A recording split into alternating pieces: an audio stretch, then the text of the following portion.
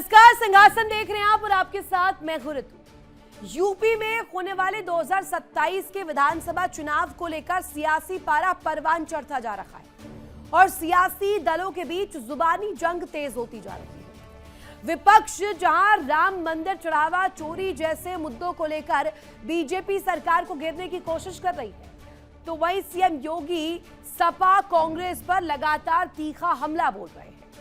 पूर्वांचल के गाजीपुर में आयोजित एक कार्यक्रम के दौरान मुख्यमंत्री ने सपा और कांग्रेस पर जोरदार वार किया। सीएम योगी ने कहा कि समाजवादी पार्टी और कांग्रेस ने हमेशा राष्ट्र नायकों का अपमान किया है, जबकि आक्रांताओं का उन्होंने सम्मान किया। अपने बयान के समर्थन में योगी ने महाराजा सुहेलदेव और सालार मसूद का उदाहरण भी पेश कर दिया। सीएम योगी ने कहा कि बहराइच के चित्तौड़ा में महाराजा सुहेलदेव ने विदेशी आक्रांता सालार मसूद को रौंदकर सजा दी थी, लेकिन इसके बावजूद सपा और कांग्रेस ने महाराजा सुहेलदेव के नाम पर कोई भी आयोजन नहीं होने दिया। ये लोग आक्रांता सालार मसूद गाजी के नाम पर मेला लगवाते थे। मतलब ये कि वो लोग जिन्होंने राष्ट्र नायकों जो सम्मान जो है राष्ट्र नायकों को देना था, उसकी बजाय विदेशी आक्रांताओं को लेकर के सम्मान दिया, उनका महिमा मंडन किया। आज डबल इंजन की सरकार, डबल इंजन की एनडीए की सरकार राष्ट्र नायकों को सम्मान देती है और यही वजह इनकी बौखलाहट की। और इसी को लेकर क्या तस्वीर थी गाजीपुर में, मुख्यमंत्री ने जब बात रखी और अपनी तल्ख टिप्पणी में सीधे सीधे पूरे विपक्ष को एक साथ घेरा, प्रहार करते हुए क्या कुछ कहा वो भी सुनवाएंगे। 1000 वर्ष पहले भारत को रौंदने की दिशा से आया था एक सालार मसूद। सालार मसूद को बहराइच के चित्तौड़ा नामक स्थान पर भारत के जिस महापुरुष ने, राष्ट्र नायक ने रौंद करके इस्लाम के अनुरूप सबसे कड़ी सजा दी थी, वह महापुरुष कोई और नहीं, महाराज सुहेलदेव हैं। महाराज सुहेलदेव, महाराज सुहेलदेव के नाम पर समाजवादी पार्टी और कांग्रेस ने कोई आयोजन नहीं होने दिया, कभी कोई आयोजन नहीं होने दिया। महाराज सुहेलदेव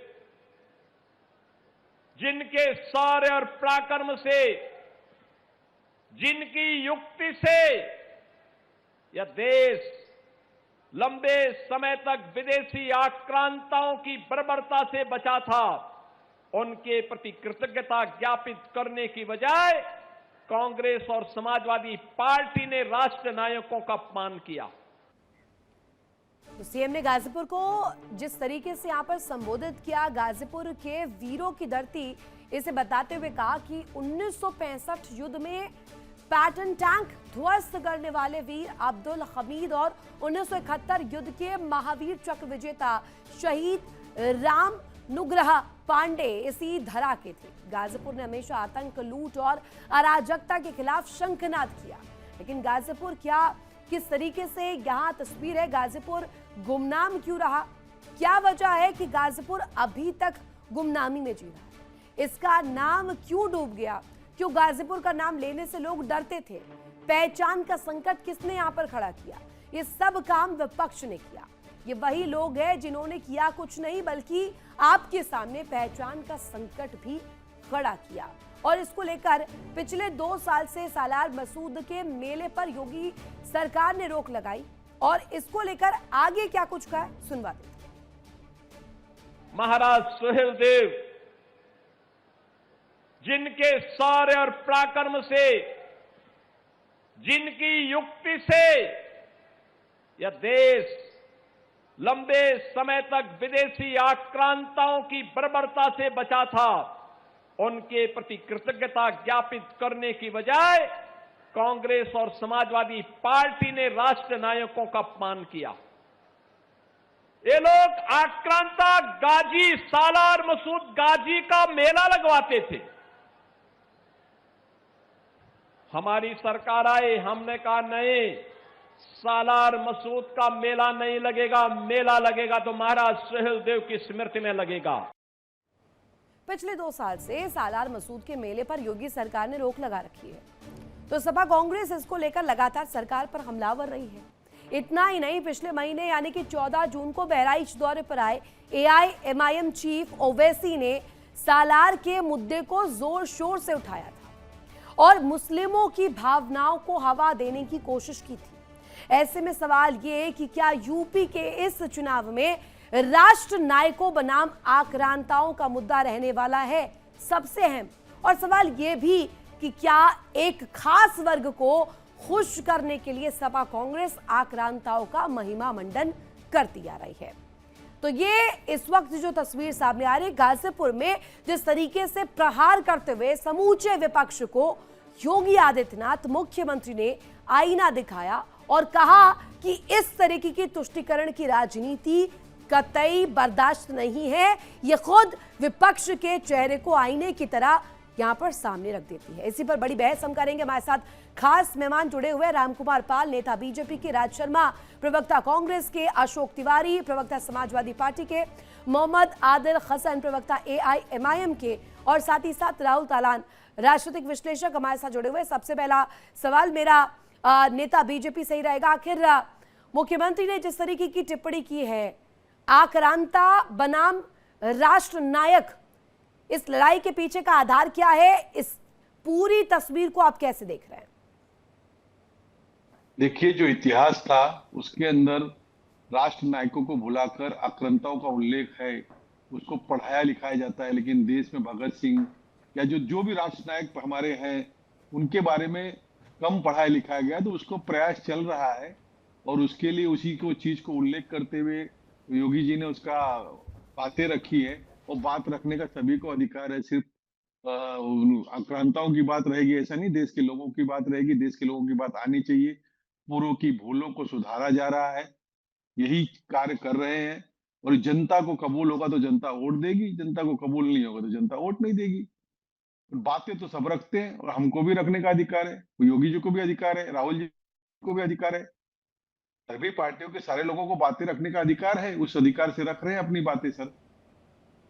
लेकिन इसी पर अगर मैं एक प्रतिक्रिया कांग्रेस प्रवक्ता की लूं तो राज शर्मा जी, ऐसा लग रहा है कि योगी आदित्यनाथ सीधे तौर पर टारगेट कर रहे थे और एक पूरा फॉर्मूला बता रहे थे कि विपक्ष तुष्टीकरण की आड़ में जो ना हो वो भी कर दे, आक्रांताओं का महिमा मंडन हो वो भी जायज है इसमें, और अगर सम्मान की बात करें तो राष्ट्र नायकों का सम्मान ना कीजिए ये भी चलेगा।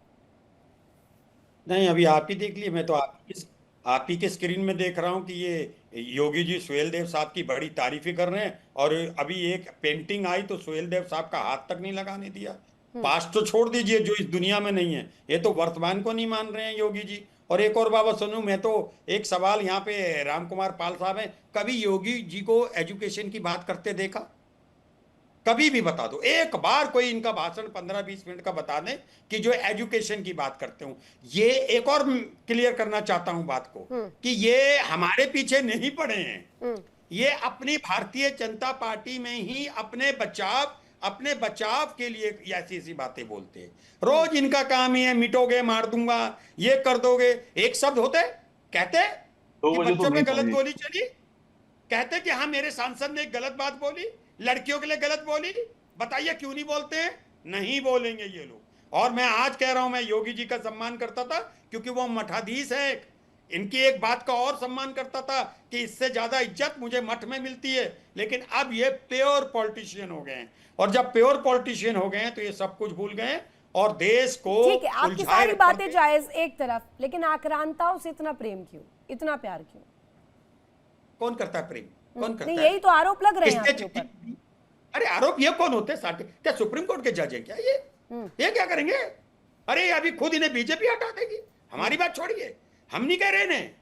अरे देखना, तभी तो मैं कहता हूं ऋतु सिंह जी, कि दुनिया में जितना सनातन धर्म को भारतीय जनता पार्टी से है उतना किसी से नहीं है। कब्र में दबी लाश को कब्र बिच्छू से नहीं है जितना भारतीय जनता पार्टी के सनातन धर्म के बच्चों के लिए। यार इससे ज्यादा क्या चल रहा है? लड़कियों को कैसे मार रहे हो? क्या यहाँ पे सॉरी फील करेंगे गौतम साहब? ये पाल साहब नहीं कर पाएंगे?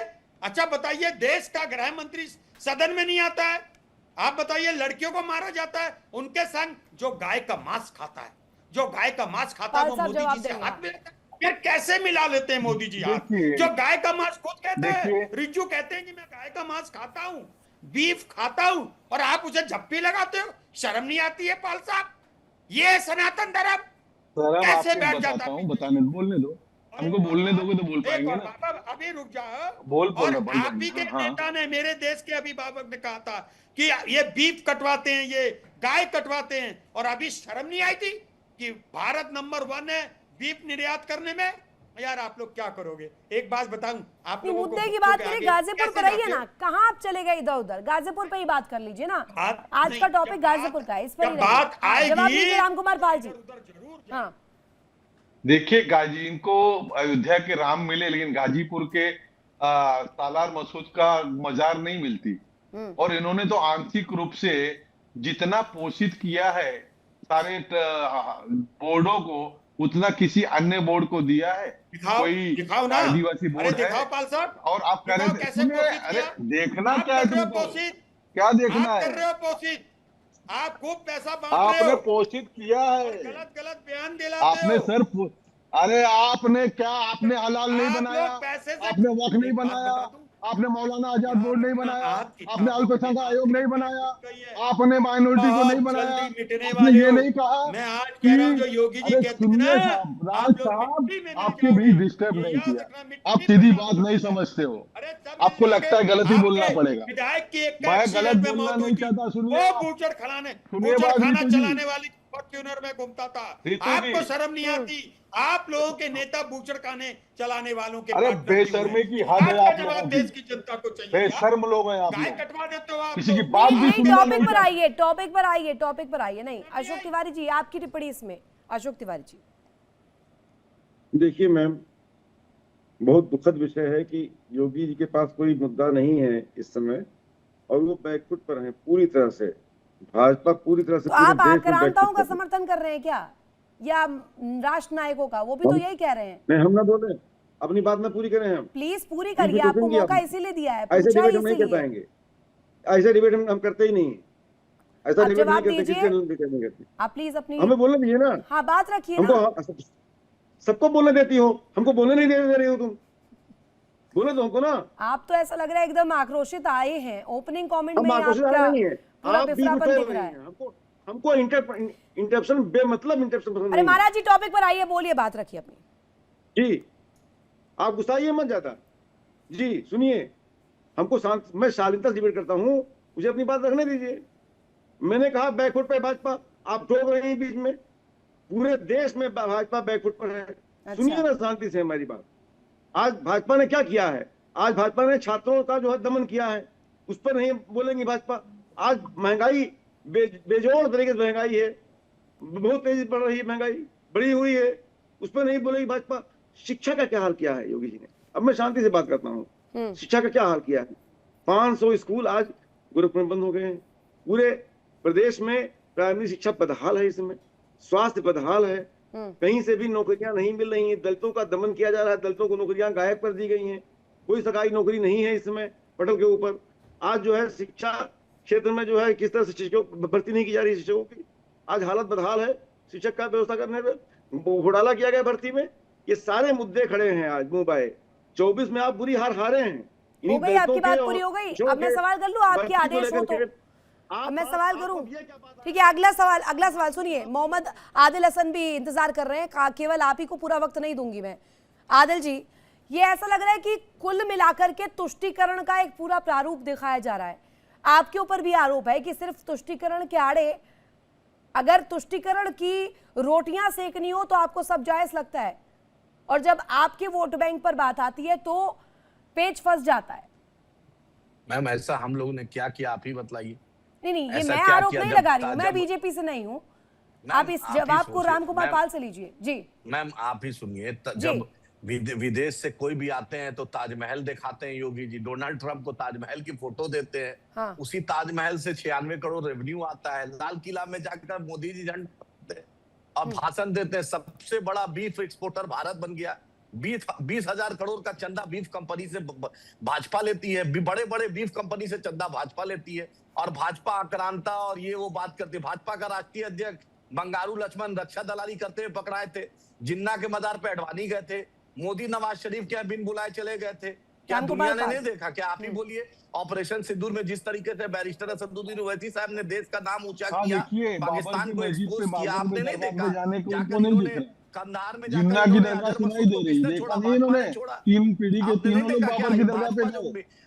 बीफ कंपनी से चंदा लेगी और ये हमको नसीहत अरे देगी? बीफ कंपनी में ये गोमांस चंदा नहीं चोर आता, मंदिर का गुमराह भी मत चंदा करिए। चोरी करते हैं। बीफ में गोमांस ये नहीं चंदा आता, चोर, ये बोलेंगे गोमांस बंद है।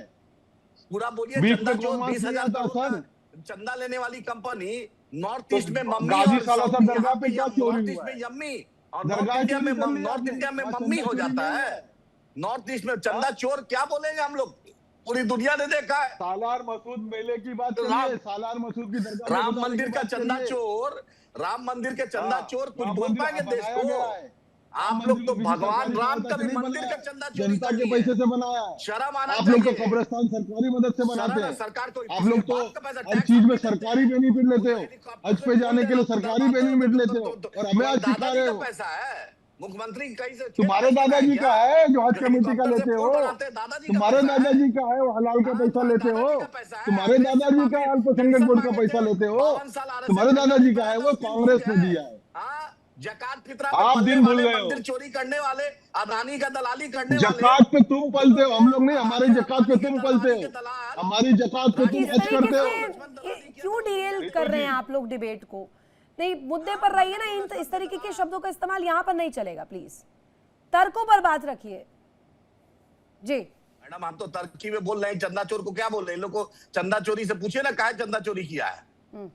मंदिर का भी चंदा चोर है। इन लोग से बढ़ के कोई चंदा चोर हो सकता है देश में? शर्म आनी महाराज, चाहिए। उसकी जांच नहीं हो रही है। मंदिर का चंदा चोरी कर रहे हो तो इनकी तो कोई जांच ही नहीं है। इनको शर्म नहीं आ रही थी कि जकात के पैसे से, हिंदू के जकात के पैसे के यूज करते हैं लोग। ये बेशर्म लोग हैं।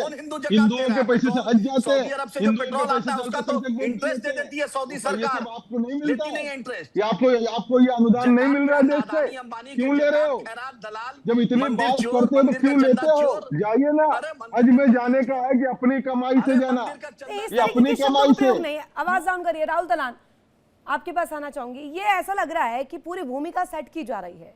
मंदिर, मस्जिद और एक तरह से आक्रांता, राष्ट्रनायक, इन तमाम मुद्दों को रखिए, बुनियादी मुद्दों को कहीं डाल दीजिए गड्ढे में, कि वही नजर आ रहा है मुझे। राहुल दलान, आप सही कह रही हैं। अनम्यूट कीजिएगा राहुल जी। जी जी, आपको मेरी आवाज आ रही है? जी जी बाबूलंद।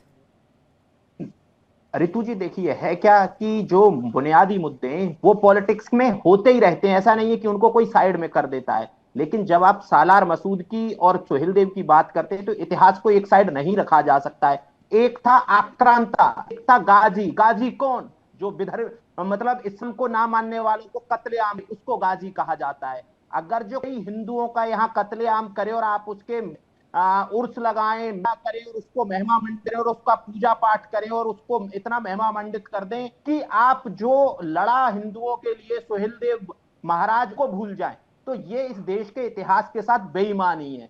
अगर जो आप इस देश के इतिहास को समझना चाहते हैं और आप जानते हैं कि आप किस पॉलिटिकल पार्टी से सही, तो क्या आप आक्रांताओं को महिमा मंडित करेंगे? सिर्फ वोट के नहीं होना चाहिए। जो आक्रांता है, जिसने हिंदुओं को मारा, और इवन देखिए वो ऐसा नहीं है कि कोई ये बोल रहा है कि वो छुपा रहा है। जिसके नाम के पीछे गाजी लगा हुआ है, उसका मतलब ही ये है कि उस आया, उसने यहाँ हिंदुओं को मारा और उसके लिए हम महिमा मंडित हैं। उसके लिए लड़ाई कौन लड़ रहे हैं? राणा जी लड़ाई लड़ रहे हैं, तिवारी जी लड़ाई लड़ रहे हैं, अशोक तिवारी जी। अरे बात ऐसी है, इस देश में कोई सही, वो कोई आक्रा सही, अगर जो यहाँ के हिंदुओं का कत्लेआम किया तो उसको कोई महिमा मंडित नहीं किया जाना चाहिए। इतिहास की बात है। अगर जो उसके खिलाफ लड़े और बूती से लड़े उसको, ये भी तो कुछ कहना चाह रहे राज शर्मा जी भी? हाँ, इसी पर मैं एक बात कहना चाहता हूँ। तलान साहब आप विश्लेषक हैं और मेरा ये मानना है, और आप कहीं ना कहीं पत्रकार भी होंगे, आपको पहली किताब पढ़ी होनी चाहिए, अनबायस होके कोई चीज नहीं बोलनी चाहिए, बायस होके बोलिए। देखिए, कोई हम आक्रांता का कोई सपोर्टर नहीं है, कतई सपोर्टर नहीं है। हिंदुस्तान में अगर भारतीय जनता पार्टी के प्रवक्ता की हिम्मत हो, या आप लोग, हम नहीं आक्रांता के सपोर्टर, आपने कैसे कह दिया मुझे?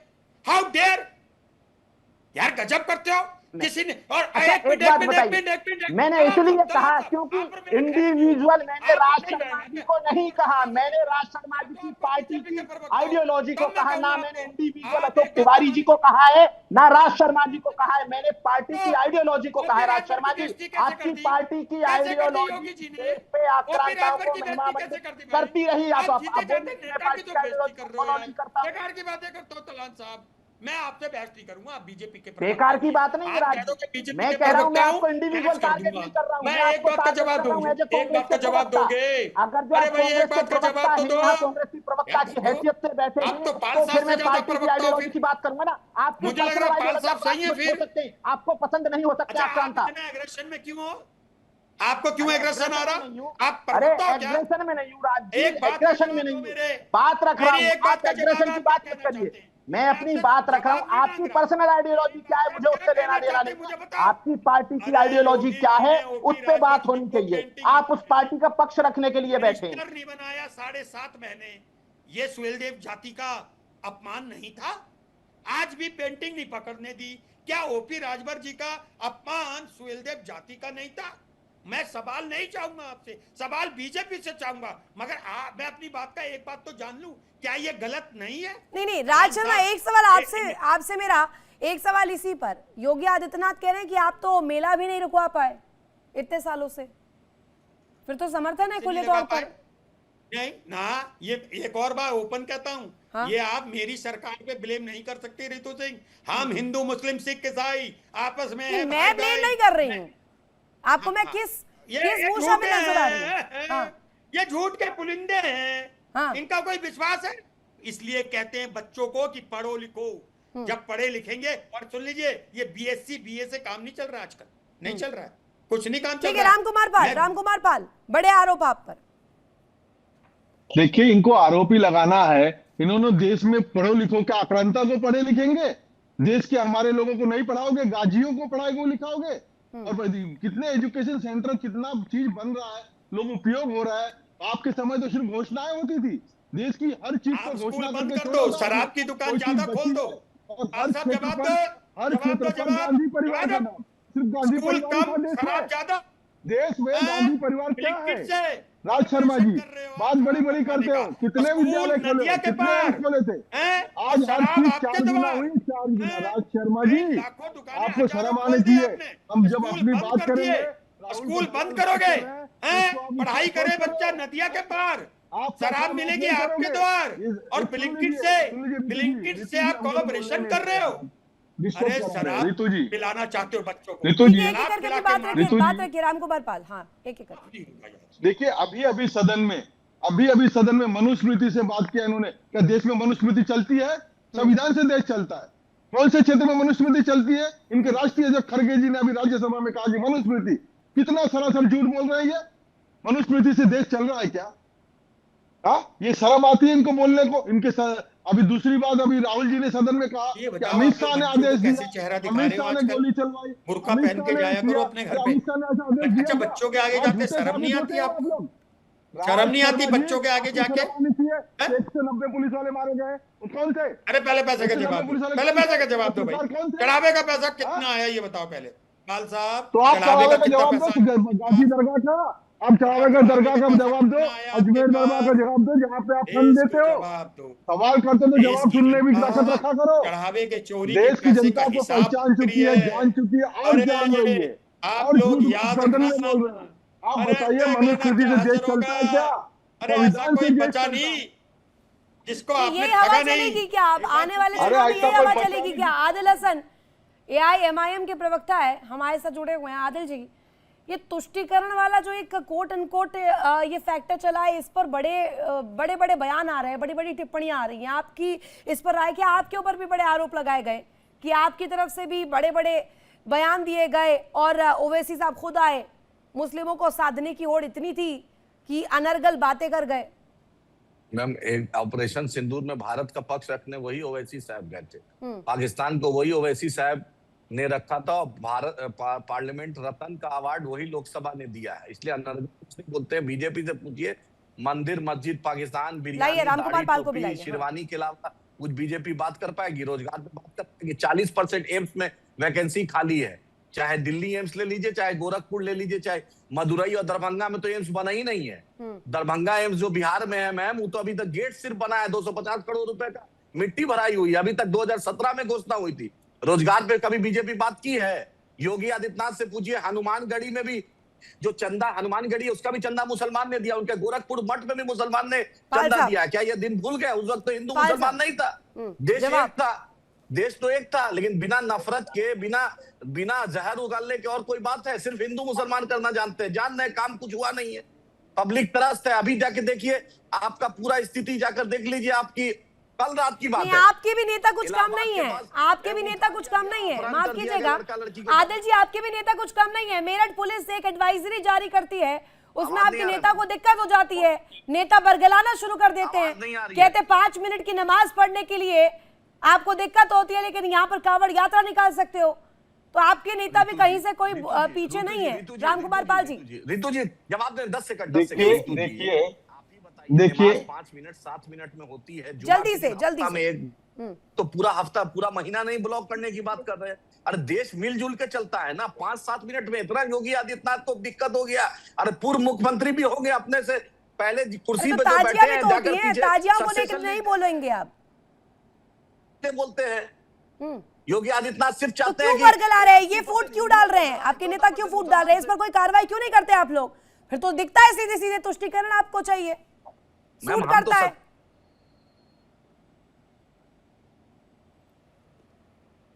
अब जवाब नहीं आ रहा है। बहुत शुक्रिया आप सभी का जुड़ने के लिए, कीमती समय देने के लिए। मेरे पास इतना ही वक्त था। हालांकि ये मुद्दा बड़ी बहस का है और ये चर्चा आगे भी जारी रह सकती है, लेकिन इस वक्त सबसे ज्यादा अहम हो जाता है ये जान लेना कि इस वक्त उत्तर प्रदेश के चुनाव पर इसका असर क्या पड़ेगा। इसी के साथ यहाँ रुकेंगे, एक बहुत छोटे से ब्रेक के लिए। आप बने रहिए इंडिया डेली के साथ। देखिए इंडिया डेली 24/7 अब आपकी स्मार्ट टीवी पर। इंडिया डेली मौजूद है सभी डिजिटल प्लेटफॉर्म पर लाइव और लगातार। इंडिया डेली 24/7 हर दिन राष्ट्र को समर्पित।